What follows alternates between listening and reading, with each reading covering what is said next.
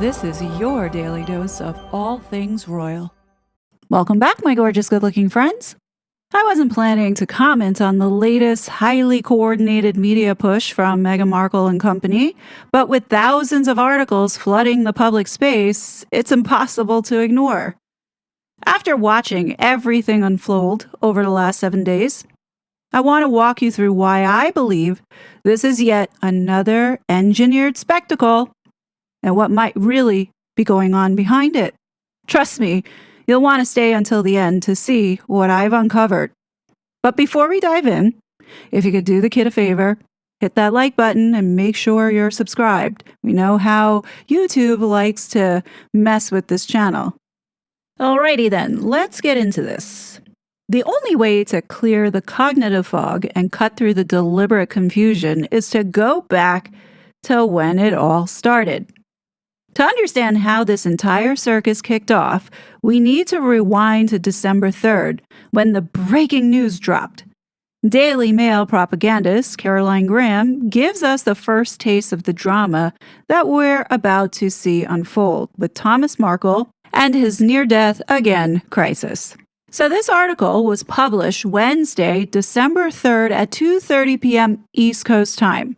But it really was Thursday, December 4th at 3:30 a.m. Cebu time. And the reason why I am showing the difference here is to help you understand how realistic and plausible the story is. They make it clear by Caroline Graham in the Philippines. So Caroline Graham in the Philippines on December 4th at 3:30 a.m. Cebu time.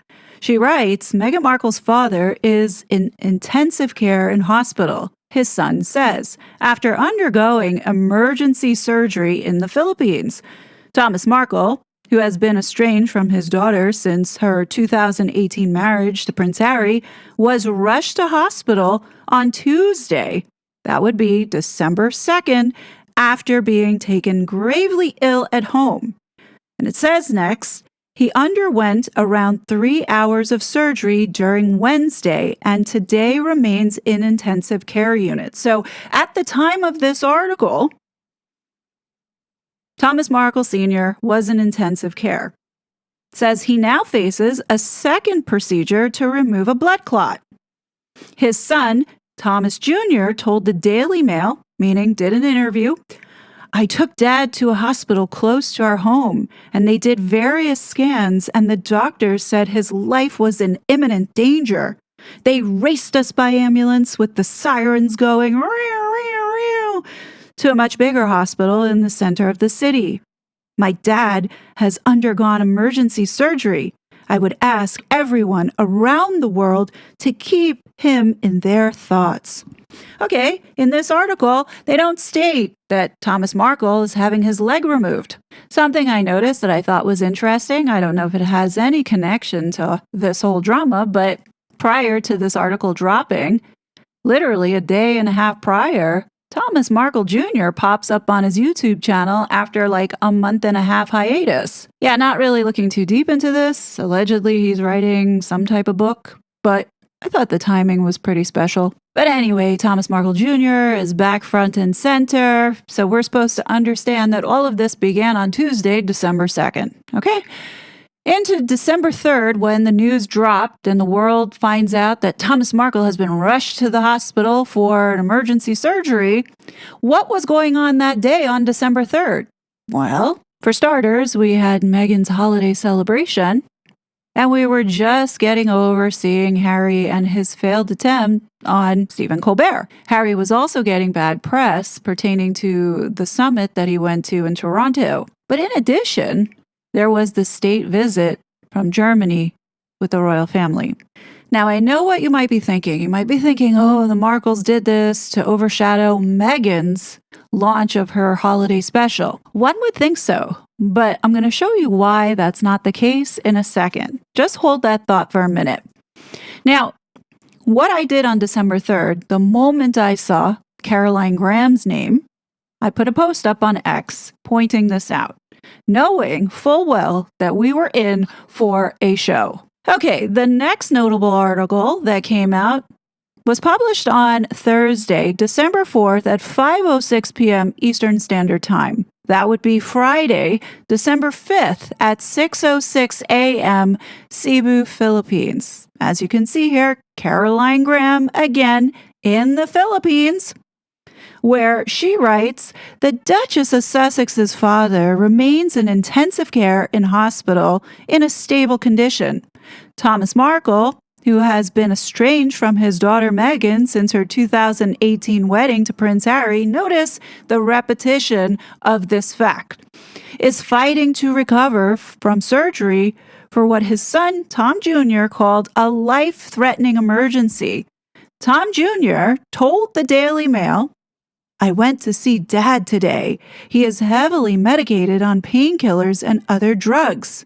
He had suffered a serious medical crisis at the home he shares with his son in Cebu in the Philippines, into which they moved to at the start of this year.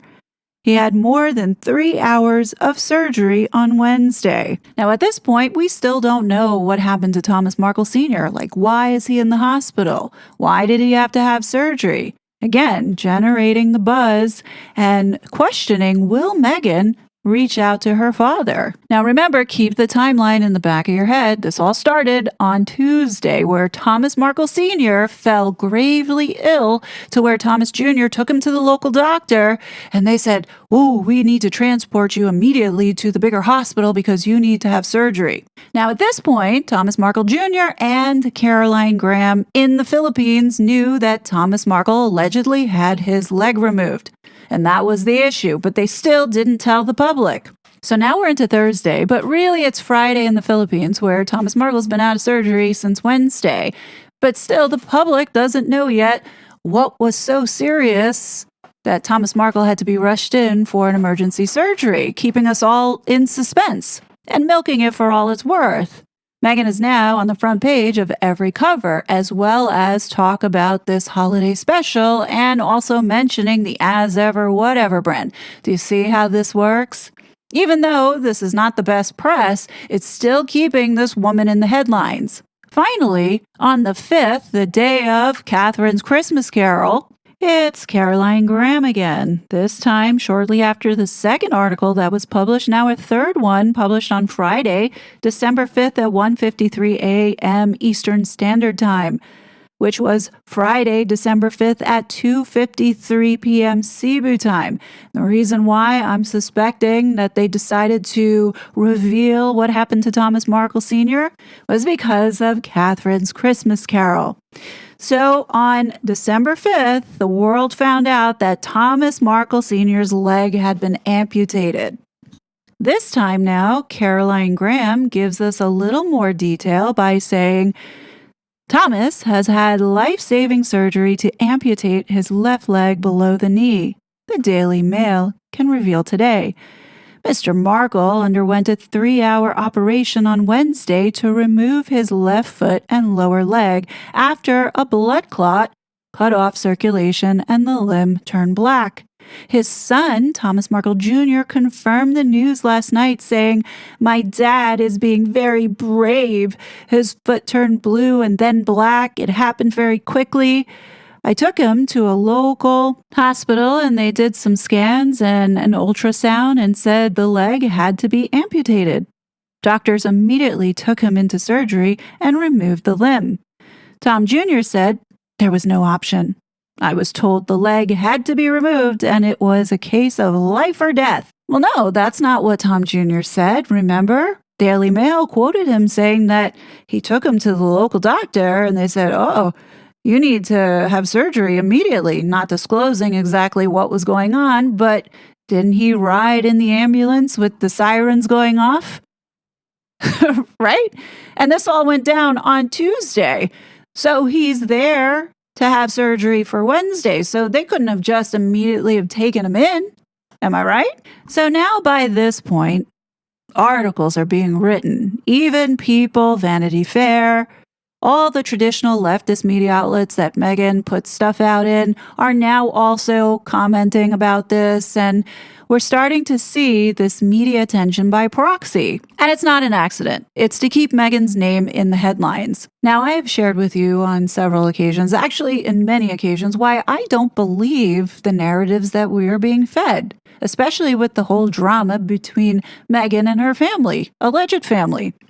In fact, I truly do believe, at the end of the day, that they're all working together.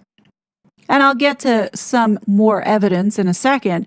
But what I believe is going on here is that Meghan wanted truly to rain on Catherine's parade without directly pulling some stunt herself, because we all know that the backlash would have been worse.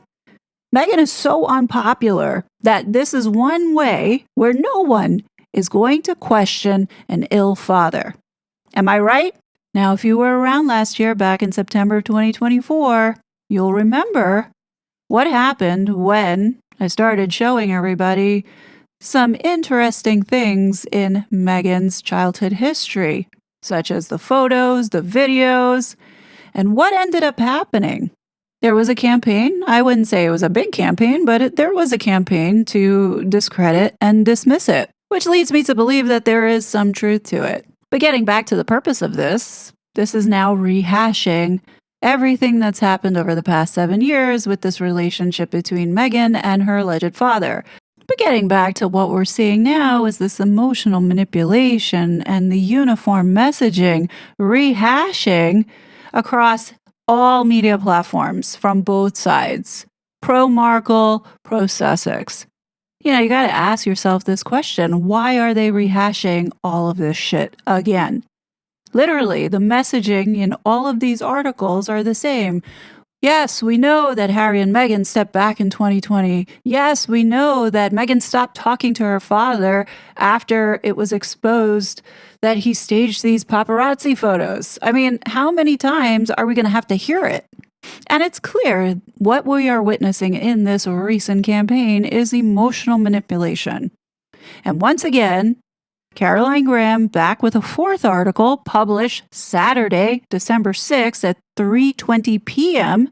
Eastern Standard Time, which would be Sunday, December 7th at 4:20 a.m. Cebu time. This time now, turning it up a bit, See Me Before I Die, where the first pictures of Thomas Markles Sr. in a hospital bed looking as bad as it can get. Literally. She writes from the Philippines, Meghan Markle's desperately ill father has sent a heartfelt message to his daughter pleading, "I don't want to die estranged." Thomas Markle appealed to the Duchess of Sussex to see him one more time before I die as he lay in his hospital bed following the amputation of his left leg below the knee. He told the Mail on Sunday that he also dreamed of seeing son-in-law Prince Harry and grandchildren Archie and little Betty before it's too late. You see, the emotional manipulation pulling on the heartstrings. And then at this point, you start to see the Duchess and her PR machine jump into action, pumping out and cranking out articles for people to click on of how Meghan trying to get in contact with her father, and then the Markles are saying, no, Meghan never reached out, and round and round and round we go. Every crisis, it's the same playbook, with Caroline Graham at the center of it. By now, not only me has picked up on this, but many others.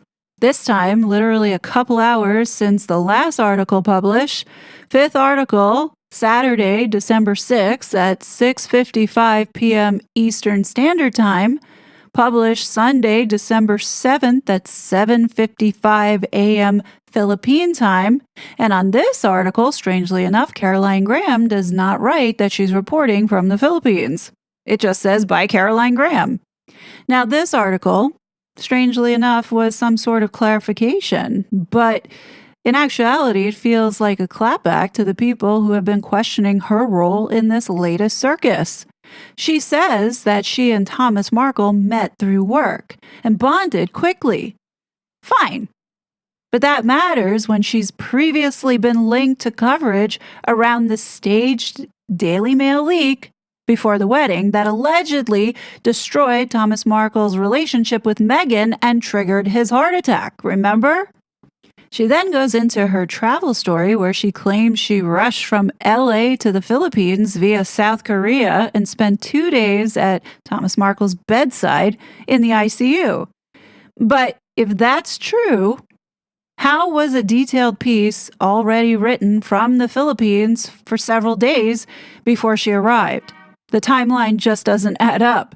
And does no one find it strange how fast the media seemed to be looped in?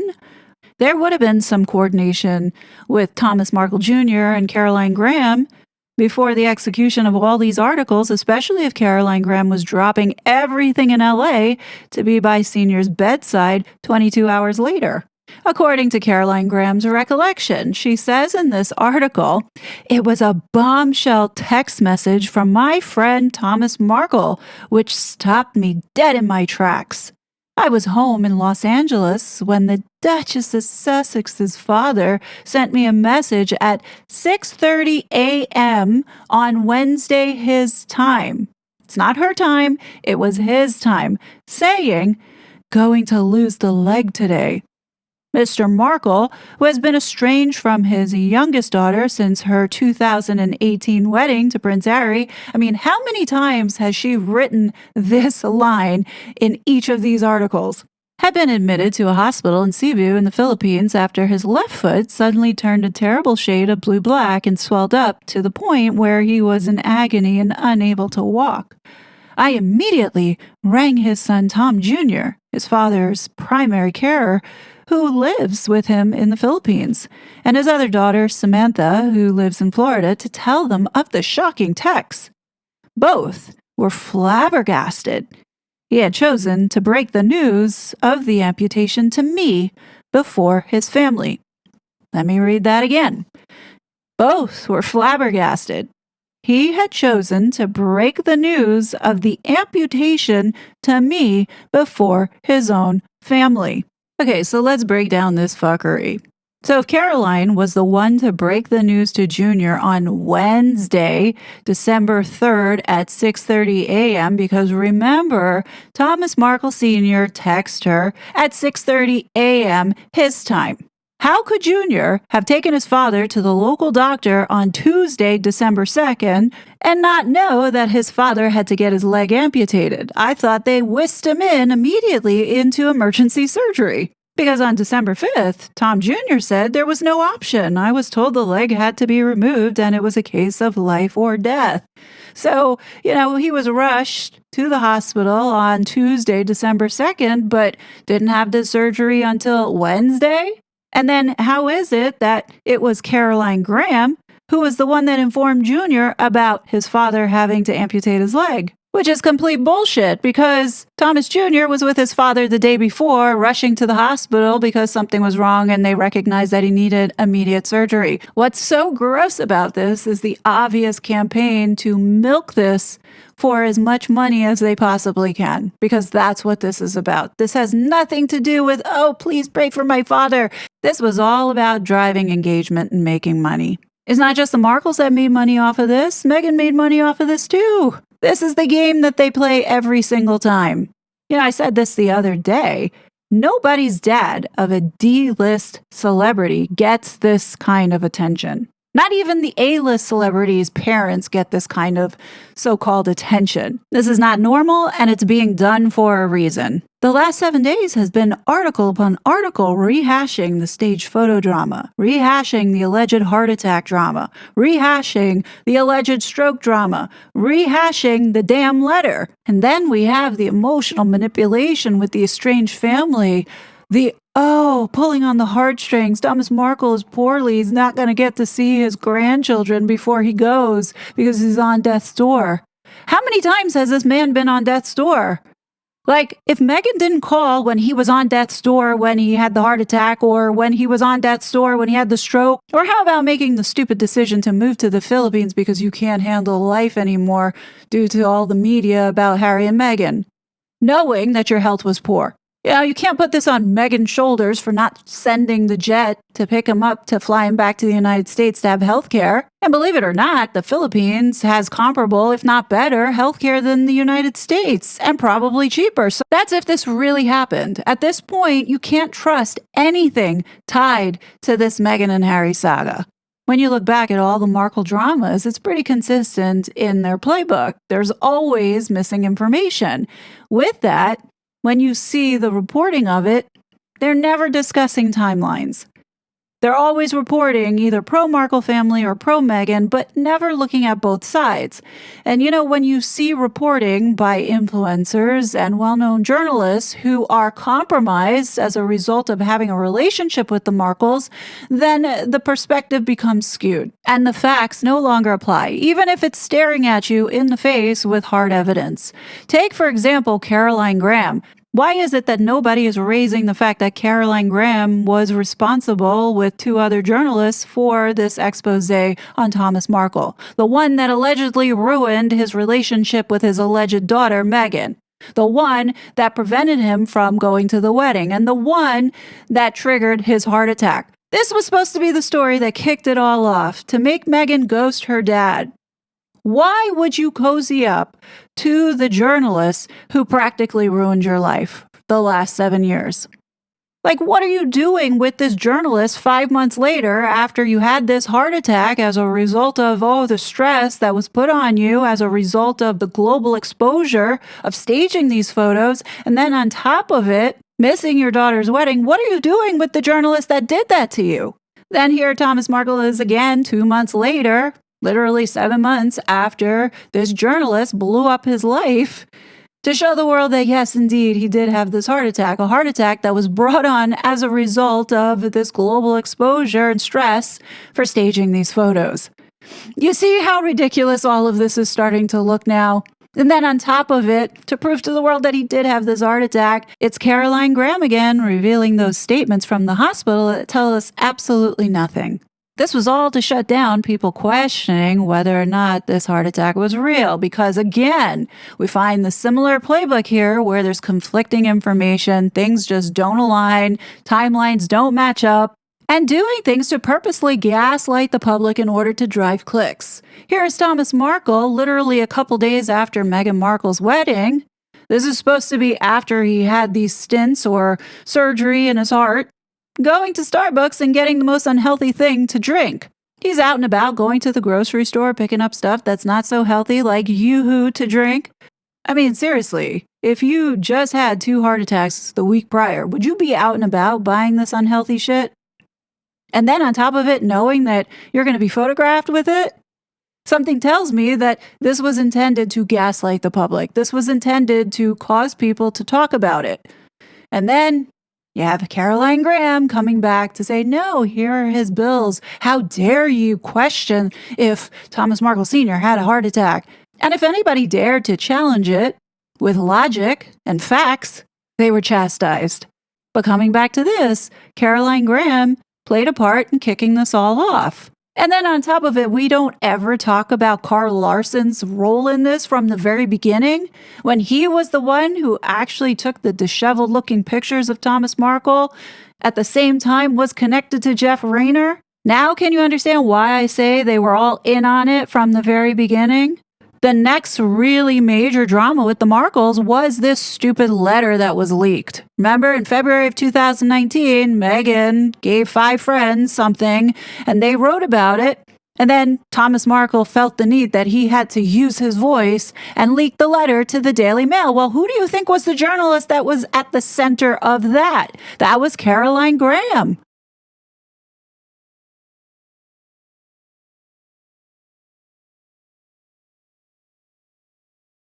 The unfortunate thing is that, of course, every store has a video of some type. And apparently the Daily Mail went into the computer cafe and checked it out.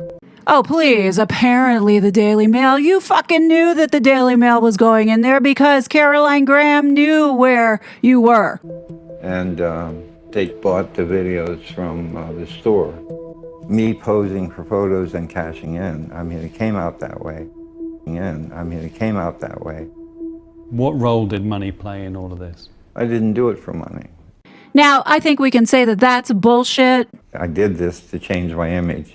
But you were getting paid in some form, weren't you? Yeah, you get the photographs by a percentage. I think it's in the contract, it's 30%. To 30% in the contract. What contract is he talking about? Of the sales. Of the sales, yes. There's an irony here, which is that you must still be making money off the use of the pictures. Absolutely. Because those pictures will sell forever. Royal wedding scammers, Meghan Markle's father staged photos with paparazzi that were shared around the world and sold for up to £100,000. Sounds like Caroline Graham cashed in on some of that. And I'd like to point out again, why does Thomas Markle have 3 laptops? Like, how could you sit there and act like the paparazzi as well as the media and the journalists all did you wrong when you were working with them? The revelation that Mr. Markle has been cooperating with the paparazzi will cause huge embarrassment. It will be galling for Harry, who hit out at the paparazzi for the way in which they pursued his mother, Princess Diana. Now I understand why the royal family never extended their hand to Thomas Markle or the 2 siblings. And that's because if they are indeed involved in any sort of influence intelligence operations, then the royal family does not want to compromise themselves, especially if there's some sort of government intelligence agency involved, which I believe, in my opinion, is the case. So now fast forward after what we witnessed this year and the shift in the administration, in October of 2025, we have a crisis prompted by Samantha Markle, in which we see Samantha get on Dan Wooten and cry her eyes out and being terrified about her father being trapped. It does appear that this orchestrated drama didn't go the way that Samantha intended it to go, because on October 1st, Thomas Markle Sr. comes out giving an interview to TMZ, of all places, to let the world know that no, he's not trapped.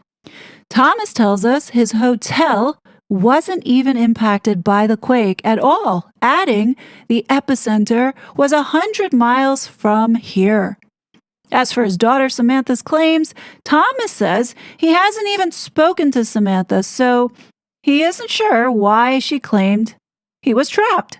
Instead, Thomas Markle insists he is living pretty well, adding, "I'm currently sitting on the couch in my hotel room with my feet kicked up and watching Charlie Chan movies. I'm quite comfortable." Thomas says he's in the Philippines because he's scouting places to live with plans to move from Mexico. Well, that clearly backfired, because I do believe the next day Tom Jr. got on live and he had no idea what his sister was talking about. And her story, like, legit collapsed in real time. So Samantha Markle, doing damage control, ends up furiously tweeting at Daily Mail, tweeting at TMZ, showing everybody these messages that she had with her dad as well with Caroline Graham. What's interesting about these messages is that, one, how do we know if that's really Thomas Markle Sr. that she had WhatsApped with? You know, she could have changed the name. It could have been with Caroline Graham, and they're trying to figure out how to redeem themselves. And then looking at it where it says Sunday, the earthquake didn't happen until Tuesday, September 30th. So how is it that Sunday you have a message saying that trapped on the 19th floor, unless this was something that was in the works and they just so happened to piggyback off of this earthquake. But whatever the case is, it colossally failed. Then on October 5th, Caroline Graham felt compelled to go ahead and make this worse by spinning a story that now backs into those WhatsApp messages that Samantha Markle purposely put out into the public domain. They really want you to forget about that TMZ article where Thomas specifically states that he was in a hotel and that he wasn't even impacted by the quake at all.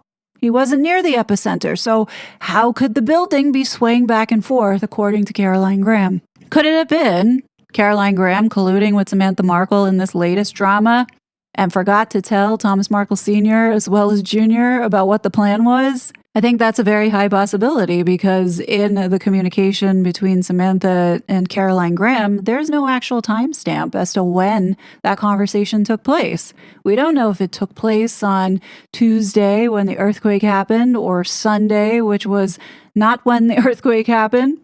We don't know.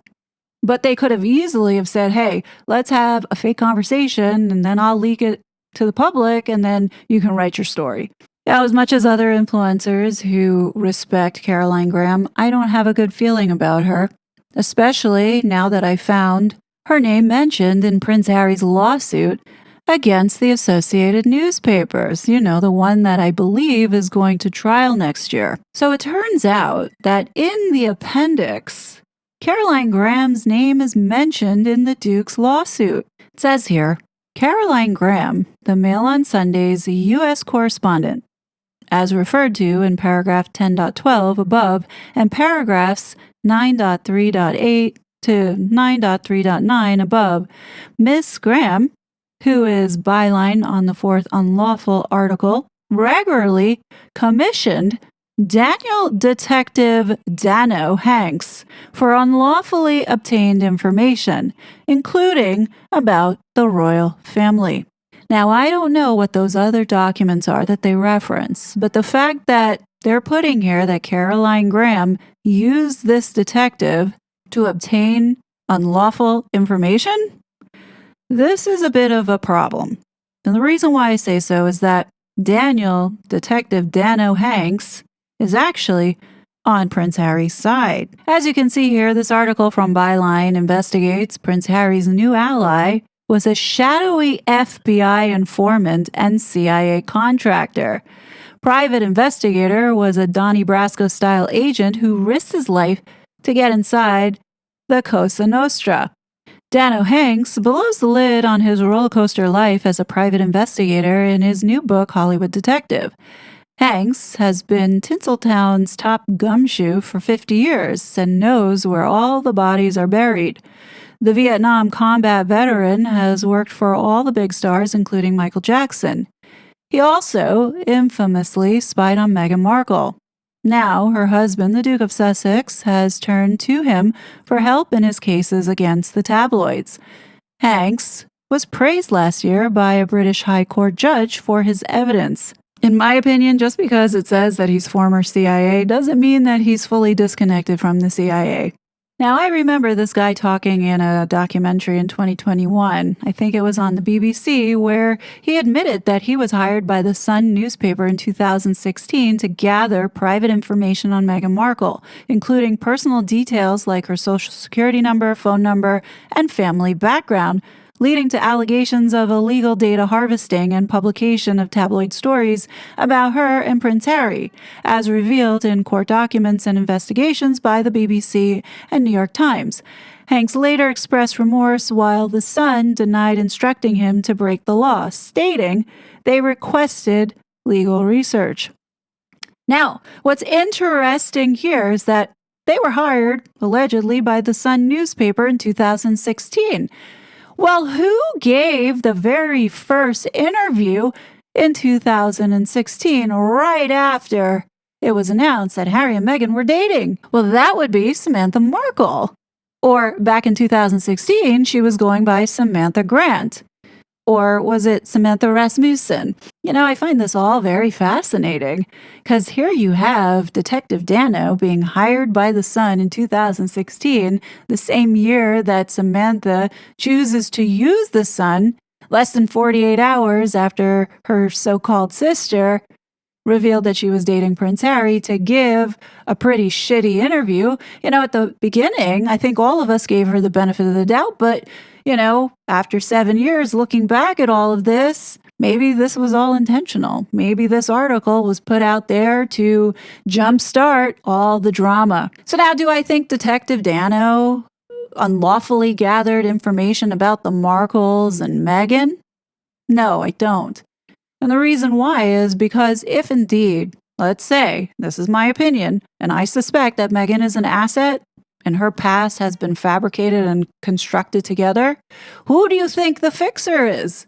And I'm just putting that out there. I'm not saying I know anything. I know nothing. I'm just giving you my opinion and assessment. If these people are part of the intelligence community, then who's to say that this guy, Detective Dano, also is a part of this as the liaison between whoever those dark forces are and this whole shit show that we're watching here. Yeah, this is going to be really interesting to watch play out. But as far as I'm concerned, what we have witnessed with the circus surrounding Thomas Markles Sr. most likely is not the real truth. I'm not saying that Thomas Markles Sr. doesn't have health issues. I'm just saying that we weren't told the real story on what is really going on. One thing that I do think is for sure here is that this is some sort of engineered influence campaign. Now, it definitely has the hallmarks of it. And as you've seen throughout this video, that it's a pattern. And it's almost as if there's a sort of playbook that they go by. And whether it is to generate clicks or it is to mine data or to help Meghan, which I think in this case, that might have been the objective. Even though, it's making her look really bad, it still is keeping her name in the media. And people are still reading about this so-called Netflix shit show that she put out, as well as this as ever whatever. Because even though these articles do say, well, Meghan hasn't seen her father since 2018, and blah, blah, blah, they're still mentioning what she's been up to.